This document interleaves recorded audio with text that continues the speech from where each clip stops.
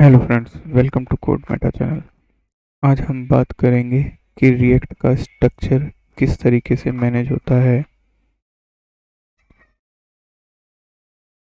React में कौन कौन से एलिमेंट यूज़ होते हैं, उसे रिएक्ट को कोड को बनाने के लिए, या फिर रिएक्ट का फाइल सिस्टम किस तरीके से सेट होता है जो कि कोड होता है, या फिर हम अपना कस्टम कोड करते हैं जहाँ पे। पर आगे बढ़ने से पहले मैं आप सबसे रिक्वेस्ट करूँगा कि अगर चैनल को आपने अभी तक सब्सक्राइब नहीं किया है तो सब्सक्राइब बटन ज़रूर क्लिक करें। चलिए समझते हैं कि रिएक्ट का स्ट्रक्चर किस तरीके से बनता है या कंपोनेंट कैसे बिल्ड होता है। अगर हम देखें तो रिएक्ट के अंदर हमारी थ्री लैंग्वेजेस यूज़ होती हैं। First HTML, second CSS and third ES6 JavaScript. HTML structure basically हम बहुत हर लैंग्वेज के अंदर लिखते हैं और CSS भी हर लैंग्वेज में यूज़ करते हैं। HTML और CSS से हम फ्रंट व्यू बनाते हैं।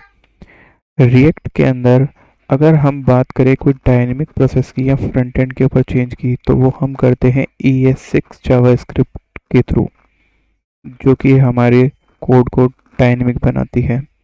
अगर हम इसे तीनों को बाइंड कर दें तो हमारे पास क्या दिखता है कि एक HTML होती है, दूसरी CSS है और तीसरी जावास्क्रिप्ट का कोड है। अगर उसको बाइंड कर दें तो React.js का कोड इम्प्लीमेंट हो जाता है हमारे लिए।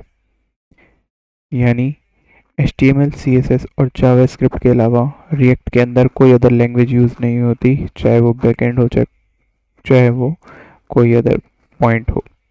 ठीक है, React basically front end language है। अगर हमें कोई बैकएंड का कोड कुछ करना होता है या उसे गेट करना है बैकएंड का डेटा, तो या तो हम किसी बैकएंड लैंग्वेज PHP या फिर .NET या जावा कोई अदर लैंग्वेज का यूज़ करेंगे और API के थ्रू डेटा गेट करेंगे। API के थ्रू डेटा कैसे गेट करते हैं वो हम अपनी आगे आने वाली वीडियोस में बात करेंगे, जहाँ पे हम HTTP रिक्वेस्ट का फॉर्मूला देखेंगे और उसे समझेंगे। अभी हम बात कर रहे हैं कि रिएक्ट का स्ट्रक्चर क्या होता है। अब अगर हम मूव करें अपने रिएक्ट के बेसिक स्ट्रक्चर पे, विजुअल कोड एडिटर में आते हैं हम देखते हैं कि जो लास्ट हमने प्रोजेक्ट क्रिएट किया था, फर्स्ट प्रोजेक्ट, उसे ओपन करते हैं। अगर हम इसमें देखें तो हमारे पास फोल्डर स्ट्रक्चर क्या होगा, node underscore module, public, SRC, git ignore, package dash log dot JSON, package dot JSON और रीडमी डॉट एमडी फाइल। ठीक है, जो नोड अंडरस्कोर मॉड्यूल होते हैं ये बेसिकली कोर फाइल्स कवर करता है। अगर कोई भी हम पैकेज इंस्टॉल करते हैं रिएक्ट में तो वो हमारा नोड अंडरस्कोर मॉड्यूल में जाता है। नोड अंडरस्कोर मॉड्यूल में हम कोई भी कस्टमाइजेशन नहीं करते हैं, जस्ट इसमें से क्या करते हैं, अगर कोई हमें किसी पैकेज की नीड होती है तो उसे कमांड से इंस्टॉल करते हैं और उसका हम यूज़ इंपोर्ट करके अपनी फाइल्स के अंदर करते हैं। इंपोर्टिंग का यूज़ हम आगे आने वाली वीडियो में देखेंगे। ठीक है, अगर हम बात करें पब्लिक फ़ोल्डर की, पब्लिक फ़ोल्डर में हम कुछ भी चेंज नहीं करते। जो हमारे पास favicon.ico फाइल होती है इसे भी हम डिलीट कर देते हैं, क्योंकि ये जो आइकन होता है ICO आइकन वो रिएक्ट का होता है, इसीलिए इसको। अगर हम index.html में चलते हैं, जैसा कि हमने बात की थी कि रिएक्ट में HTML होती है, तो इसमें जो सिंगल पेज जो एप्लीकेशन होती है रिएक्ट की, वो सारी इसी फाइल पे काम करती है। यानी कोई भी डेटा आपको फ्रंट एंड के ऊपर अपीयर होगा तो वो कौन सी फाइल होगी, index.html के अंदर आती है। अगर index.html का स्ट्रक्चर देखें तो हमें यहाँ पे इस तरीके से मिलेगा। ये टाइटल जो रिएक्ट ऐप लिखा रहा था, बॉडी का ये डेटा लिखा हुआ था हमारा, और ये आईडी रूट लिखी हुई थी। ठीक है, इस आईडी रूट के अंदर हमारा सारा डेटा, हम जो भी प्रोसेस करते हैं रिएक्ट में, वो यहाँ पे आता है। इसके अलावा यहाँ पे और कोई कोड नहीं होता। index.html के अलावा अगर आप देखोगे तो कोई भी फाइल नहीं होती जो भी प्रोसेस होती है वो यहीं से होती है, इस रूट आईडी के अंदर, div के अंदर। अगर हम इसके अलावा बात करें हमारे src फोल्डर की, तो src फोल्डर में हमें डिफ़ॉल्टली app.css मिलेगी, app.js मिलेगी, app.test.js मिलेगी, जो टेस्टिंग के काम आती है। इसका हम अपने प्रोजेक्ट के एंड में यूज़ करेंगे और बताएंगे किस तरीके से टेस्टिंग होती है। एक होती है index.css, एक index.js फाइल और एक लोगो फाइल्स होती है। ओके, अगर हम देखें app.css के अंदर जो भी हमारा फ्रंट एंड के ऊपर व्यू इस जो शो हो रहा था, उसको व्यू करने के लिए, उसे दिखाने के लिए जितनी भी CSS यूज़ हो रहा था या डिज़ाइन हो रहा था, वो इस app.css के कोड से आती है। ये ऐप हेडर है और अदर थिंग जितनी भी हमारी यूज़ हो रही थी वो यहाँ से चल रही थी।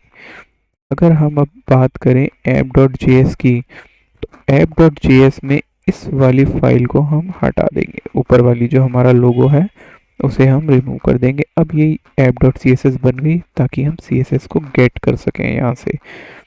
ये फंक्शन हम कभी डिलीट नहीं करते। इस ऐप के अंदर वाले फंक्शन के जो ये हेडर है, ये हमारा पूरा कोड व्यू कर रहा था। अगर हम यहाँ पे अपने फर्स्ट प्रोजेक्ट को PROJECT प्रोजेक्ट 1 को लॉन्च करें, फर्स्ट प्रोजेक्ट 1 को लॉन्च कर दें, CD में आए, यहाँ पे अब हम करते हैं npm run start, एंटर करते हैं, अपना सर्वर स्टार्ट करते हैं।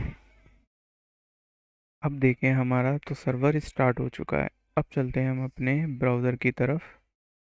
यहाँ पे हम देखेंगे कि हमें को जो फ्रंट एंड व्यू दिख रहा है, ये हमारा कहाँ से आता है।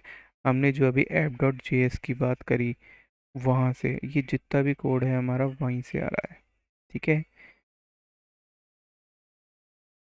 देखिए ये जो हेडर है और ये लोगो है, ये सारा कोड इसी के अंदर लिखा हुआ है। अगर मैं लर्न रिएक्ट में यहाँ पे लिख दूँ, रिएक्ट ऐप लिख दूँ और इसे सेव करूँ, तो सर्वर अपने आप वापस से कंपाइल करेगा।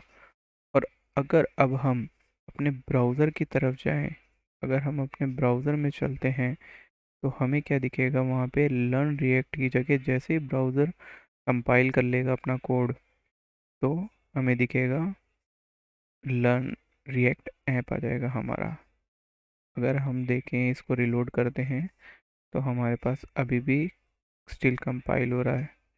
यस, अभी हमने लोगो डिलीट कर दिया है। ठीक है, तो हमें पहले लोगो के कोड को हटाना होगा। जस्ट अ सेकेंड, हमारा लोगो कहाँ पे है, ये रहा।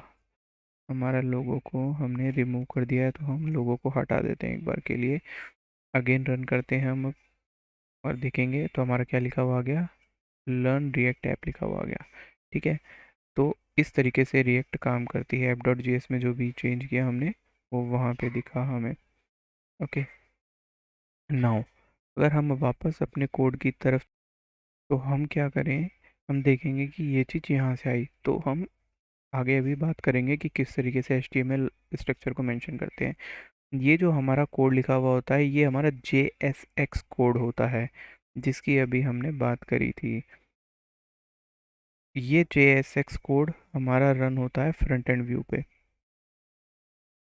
अब हम बात करते हैं कि और क्या क्या फोल्डर है हमारा, गिट इग्नोर का यूज़ हम वहाँ करते हैं जहाँ पे, जब हम गिटअप की बात करेंगे तब देखेंगे गिट इग्नोर की। जिसमें क्या होता है कि अगर कोई कोड हमें गिट के ऊपर अपलोड करना है, तो हम गिट पे क्या क्या चीज़ नहीं भेजना चाहते, वो फाइल ये होती है डॉट गिट इग्नोर, जिसके अंदर हमारी चीज़, जैसे ही हम अगर गिट के ऊपर पुश करेंगे कोई भी वैल्यू या कोई प्रोडक्ट, हाँ, तो उसमें जो जो फोल्डर या फाइल्स हम यहाँ पे मेंशन करेंगे, जैसे स्लैश नोड अंडरस्कोर मॉड्यूल और dot P N P dot J S file या कवरेज फोल्डर या बिल्ड फोल्डर, तो वो गिट के ऊपर मूव नहीं करेगा, उसे वो छोड़ देगा वहाँ पे। ठीक है, पैकेज लोकेशन की बात हम एक बार रिव्यू करते हैं।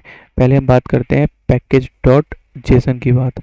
इसके अंदर क्या होता है, हमारे प्रोजेक्ट का नेम होता है, उसका वर्जन होता है कि क्या चीज़ है, डिपेंडेंसीज आती हैं, क्या क्या हमने जो कमांड्स हैं वो चलाई हैं और उसमें क्या क्या रिएक्ट के डिपेंडेंसीज बेस्ड मॉड्यूल्स थे वो क्या क्या ऐड हुए हैं वो यहाँ पे शो होते हैं। जैसे रिएक्ट, उसका वर्जन आएगा रिएक्ट का 17.0.2 है। रिएक्ट डॉम, रिएक्ट स्क्रिप्ट का आ गया। ये डिबग, यहाँ पे स्क्रिप्ट्स लिखते हैं। कभी कभार हमारी यहाँ पे स्क्रिप्ट नहीं लिखी होती तो हम इस स्क्रिप्ट को यहाँ पे डालते हैं, ताकि हमें ये बताती है कि हम क्या रन करेंगे। जैसे ही हम npm रन स्टार्ट लिखते हैं तो हमारी क्या चलती है, रिएक्ट स्क्रिप्ट डैश स्टार्ट चलती है, स्पेस स्टार्ट चलता है। बिल्ड कमांड चलाते हैं तो रिएक्ट डैश स्क्रिप्ट टेस्ट चलता है, बिल्ड चलती है। इस तरीके से कमांड, इसको हम चेंज भी कर सकते हैं। यहाँ पे हम चेंज, उसकी बात हम आगे करेंगे अभी, ठीक है। ऐसे ही हम डेवलपमेंट और लाइव, जो दोनों की स्क्रिप्ट्स को डिफरेंट डिफरेंट कर सकते हैं इस तरीके से। अब अगर बात करें हम package dash log dot JSON की, तो इसके अंदर package dot log dot JSON के अंदर हम जो भी कमांड चला के, जो भी हम मॉड्यूल इंस्टॉल कर रहे हैं, जो भी पैकेज इंस्टॉल करते हैं, उसकी पूरी हिस्ट्री रहती है। अगर सपोज़ ये देखिए, यहाँ पे नोड मॉड्यूल है, बेबल है, क्या क्या चीज़ें हैं, ये पूरी हिस्ट्री होती है यहाँ पे। अगर सपोज़ हम अपने सर्वर के ऊपर src पब्लिक फोल्डर भेज दें और बाकी कोई भी मॉड्यूल, नोड अंडरस्कोर मॉड्यूल नहीं डालते, तो हम जैसे ही npm रन करते हैं तो ये क्या करता है कि package dash log dot JSON से सारे मॉड्यूल्स की डिटेल उठाता है और वो सारे पैकेज ऑटो इंस्टॉल कर देता है, जिससे हमारी साइट इजी वे में रन हो जाती है। हमें बार बार सारे फोल्डर्स को कॉपी पेस्ट नहीं करना होता। ठीक है दोस्तों, होप दोस्तों आपको समझ आ रहा होगा कि रिएक्ट किस तरीके से अपना फोल्डर स्ट्रक्चर बना सकता है। एसआरसी के फोल्डर को हम अपने अकॉर्डिंग चेंज भी कर सकते हैं, जिसकी बात हम अपने आगे आने वाली वीडियो में करने वाले हैं। तो दोस्तों अभी के लिए इतना ही। मैं मैं आशा करता हूँ कि आपको ये वीडियो अच्छी लगी होगी। इसे लाइक एंड शेयर ज़रूर करें।